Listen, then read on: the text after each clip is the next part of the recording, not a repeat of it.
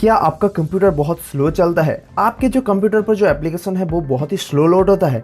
क्या आपके कंप्यूटर पर प्रॉपर रैम या फिर सफिशिएंट रैम नहीं है और आप रैम को अपग्रेड करना चाहते हैं? तो दोस्तों आज की इस वीडियो में मैं आपको दिखाऊंगा कि रैम को अपग्रेड करने से पहले कैसे रैम को बाय करते हैं, कौन कौन सा चीज़ों का ध्यान रखना होता है और रैम को कैसे इंस्टॉल करते हैं अपने कंप्यूटर या फिर लैपटॉप में। तो दोस्तों आज की इस वीडियो में मैं आपको यही दिखाने वाला हूँ।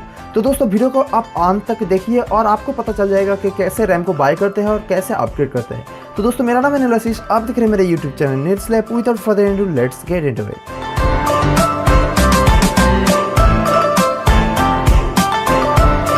दोस्तों एक रैम को बाय करने के समय आपको ध्यान देना होगा कि आपके कंप्यूटर या फिर लैपटॉप पर ऑलरेडी कौन सा रैम इंस्टॉल्ड है। दोस्तों अगर आप डिफरेंट टाइप ऑफ रैम को यूज़ करते हैं या फिर खरीद कर अपने कंप्यूटर या फिर लैपटॉप पर इंस्टॉल करते हैं तो आपका कंप्यूटर या फिर जो लैपटॉप है वो बूट नहीं होगा या फिर जो बूटिंग प्रोसेस है वो फेल हो सकती है या फिर आपका कंप्यूटर चल भी नहीं सकता है। तो यहाँ पर अगर आप जानना चाहते हैं कि आपके कंप्यूटर पर कौन सा रैम है तो इसके लिए आपको एक एप्लीकेशन मैं रिकमेंड करूँगा जिसका नाम है रैमोम। दोस्तों इसका जो डाउनलोड लिंक है मैं आपको डिस्क्रिप्शन पर दे रहा हूँ। आप सिंपली जाके यहाँ पर जो डाउनलोड का बटन है इस पर क्लिक करके इसको डाउनलोड कर लीजिए। डाउनलोड करने के बाद इसको सिंपली इंस्टॉल कर लीजिए। इंस्टॉल करने के बाद ये जो एप्लीकेशन है इसको आप डायरेक्टली रन कीजिए। रन करने के बाद यहाँ पर जो रैम का आपका सारा स्पेसिफिकेशन है वो ऑलरेडी यहाँ पर शो कर देगा। तो यहाँ पर सबसे पहले आपको ध्यान देना होगा आपके कंप्यूटर या फिर लैपटॉप पर कितने सारे स्लॉट्स है।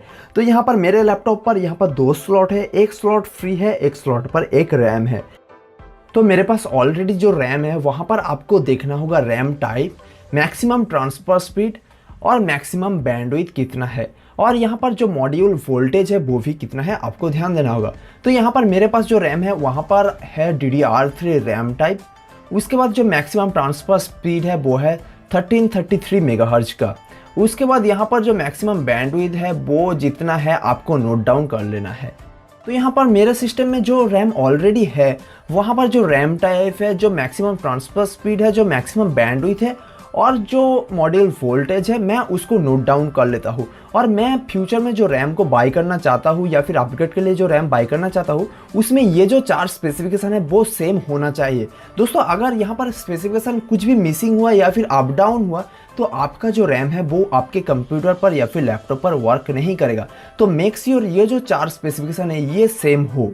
यहाँ पर आपके सिस्टम में जो रैम है जो उसका स्पेसिफिकेशन है आपको सेम रैम बाय करना होगा अगर आप अपग्रेड करना चाहते हैं। तो यहाँ पर जो रैम आप अपग्रेड करना चाहते हैं आप उसको बाय कर लीजिए सेम स्पेसिफिकेशन वाला। उसके बाद आपका जो कंप्यूटर है या फिर जो लैपटॉप है उसको आप ओपन कीजिए। बेसिकली यहाँ पर प्रैक्टिकल के लिए मेरे पास लैपटॉप है, मैं कंप्यूटर पर नहीं दिखा सकता हूँ पर जो सिस्टम है वो सेम है, आप इसको फॉलो कर सकते हैं।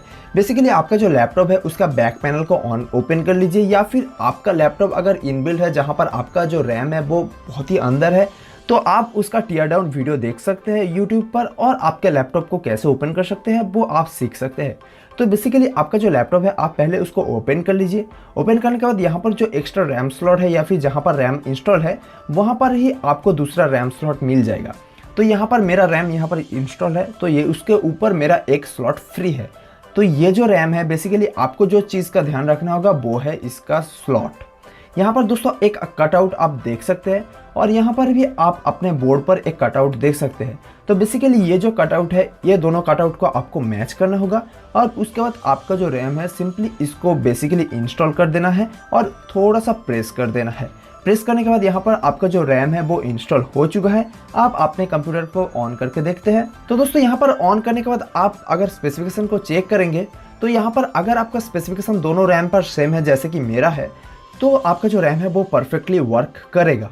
तो यहाँ पर आप चेक देख सकते हैं मेरा जो दोनों रैम है वो सेम स्पेसिफिकेशन वाला है तो इसलिए इसका जो वर्किंग कंडीशन वो बहुत ही अच्छा है। तो दोस्तों इस तरीके से आप अपने जो रैम है उसको चूज कर सकते हैं अपग्रेड के लिए और इसको इंस्टॉल कर सकते हैं अपने लैपटॉप पर या फिर कंप्यूटर पर। तो दोस्तों अगर आपको वीडियो पसंद आया तो लाइक कर दीजिए, शेयर कर दीजिए अपने दोस्तों के साथ जो रैम को अपग्रेड करना चाहते हैं और फ्यूचर में ऐसे वीडियोस पाने के लिए आप मेरे चैनल को सब्सक्राइब कर सकते हैं। और अगर आपके मन में कोई डाउट है तो मुझे कमेंट बॉक्स पर पूछ सकते हैं। तो दोस्तों मिलता है अगले वीडियो पर, तब तक के लिए stay tuned and peace out.